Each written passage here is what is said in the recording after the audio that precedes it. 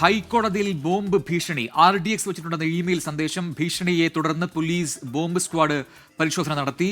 Madras tigers എന്ന പേരിലാണ് ഭീഷണി സന്ദേശം ലഭിച്ചത്. വിവരങ്ങളുമായി ശ്രീകാന്ത് ചേർന്നു. ശ്രീകാന്ത്, നേരത്തെ തിരുവനന്തപുരത്തെ പല കോടതികളിൽ ഇതുപോലെ ബോംബ് ഭീഷണി സന്ദേശം എത്തിയിരുന്നു. ഇതിപ്പോൾ ഹൈക്കോടതിയിൽ ബോംബ് ഭീഷണി എന്നാണ് പുതിയ സന്ദേശം. ഇത് അതേ ഇമെയിൽ ഐഡിയിൽ വന്നത് തന്നെയാണോ? എന്താണ് നമുക്ക് ലഭിക്കുന്ന വിവരങ്ങൾ? അല്പസമയം മുമ്പാണ് ഹൈക്കോടതിയിൽ ബോംബ് ഭീഷണി എന്ന വാർത്ത പുറത്തു വരുന്നത്. അത് മദ്രാസ് ടൈഗേഴ്സ് എന്ന പേരിലുള്ള ഒരു ഇമെയിലിൽ നിന്നാണ് ഈ ബോംബ് ഭീഷണി സന്ദേശം എത്തിയത്. ഇതേ തുടർന്ന് ജാഗ്രതാ നിർദ്ദേശം നൽകുകയുണ്ടായി ഹൈക്കോടതി ജീവനക്കാർക്ക് ഉൾപ്പെടെയുള്ളവർക്ക്. നേരത്തെ ഇപ്പോൾ സൂചിപ്പിച്ചതുപോലെ തിരുവനന്തപുരത്ത് വഞ്ചൂർ കോടതിയിലും അതോടൊപ്പം ആറ്റിങ്ങൽ കോടതിയിലും ഒക്കെ തന്നെ സമാനമായ രീതിയിൽ ബോംബ് ഭീഷണി വന്നിരുന്നു. കിട്ടുന്ന വിവരം അനുസരിച്ച് ഇത് വ്യാജ ഭീഷണിയായിരുന്നു എന്നാണ് മനസ്സിലാക്കുന്നത്. എന്തായാലും പോലീസിന്റെ ഭാഗത്തുനിന്നും പരിശോധനകൾ ഇതിനോടകം ആരംഭിച്ചിട്ടുണ്ട്.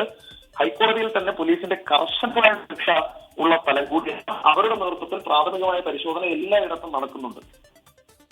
ശരി, ശ്രീകാന്താണ് വിശദാംശങ്ങൾ നൽകിയത്.